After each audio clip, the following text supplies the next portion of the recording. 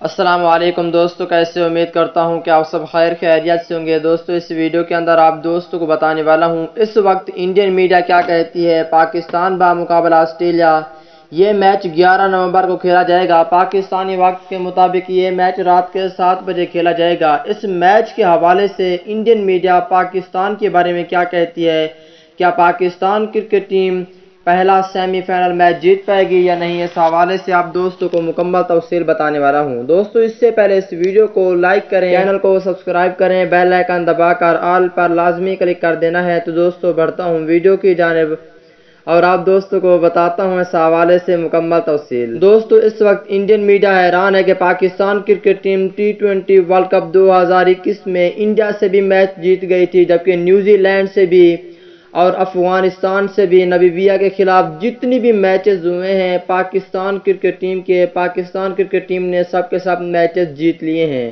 اور اس بار T20 world cup 2021 Pakistan cricket team کا پہلا سیمی فائنل 11 نومبر کو کھیلا جانا ہے، جو کہ آسٹریلیا کے خلاف ہوگا۔